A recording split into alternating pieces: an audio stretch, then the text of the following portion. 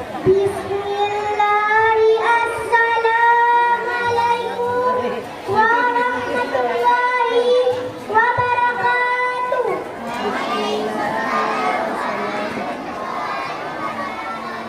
Alhamdulillahilladzi 'allama bil qalam 'allamal insana ma lam ya'lam.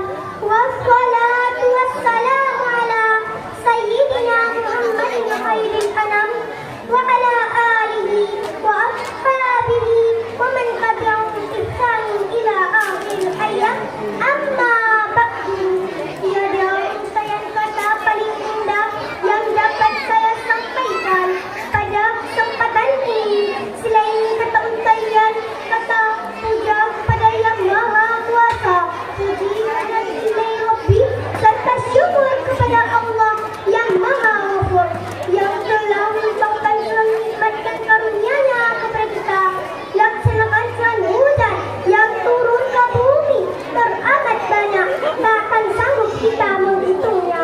Salawat dan salam marilah kita sanjungkan kepada Tuhan Baginda Alam, Habibina wa Safina wa Maulana Muhammad sallallahu alaihi wasallam, kepada keluarganya dan para sahabatnya, dan juga kita selaku umatnya yang selalu patuh di setiap waktu dan taat di setiap saat. Takziman saya kepada Al-Mukarram Abu Pimpinan Madrasah Dunia Islamiyah, Dewan Guru, Dewan Juri yang arif dan bijaksana dengan kisah cinta kejurannya yang saya hormati, para hadirin yang dimuliakan Allah. Hadirin rahimahullah, pada kesempatan berbahagia ini perkenalkanlah saya untuk menyampaikan sebuah pidato yang berjudul Menuntut Ilmu dan Semuanya. Allah SWT berfirman, Hal yastawil ladina ya'lamun wal ladina la ya'lamun.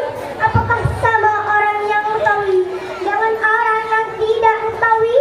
Dalam ayat ini Allah SWT ingin menyampaikan kepada kita bahwa orang yang mengetahui, orang yang berilmu tentu tidak akan sama dengan orang yang tidak berilmu pengetahuan. Orang yang berilmu pengetahuan, dia akan menghadapi berbagai macam kesulitan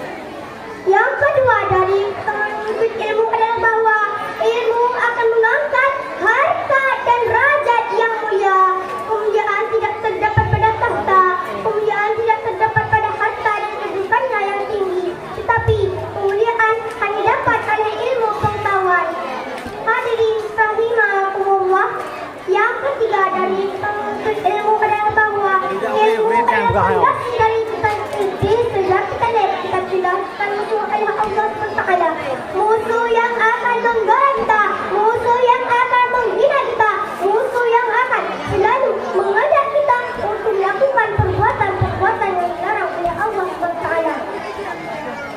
Yang keempat, cahaya penerang bagi kehidupan manusia. Dan yang kelima, warisan para nabi. Demikian uraian pidato yang dapat saya sampaikan. Mudah-mudahan ada manfaatnya, khususnya bagi saya sendiri dan umumnya bagi kalian semua. Makan nasi di warung Padang, pakai rendang nyangkut gigi. Dan nanti panjang, insya Allah kita berjumpa lagi. Wassalamualaikum warahmatullahi wabarakatuh. Waalaikumsalam warahmatullahi wabarakatuh. Peserta barusan tampil tadi atas nama Safira, alamat Desa Kembang, perwakilan kelas 2C.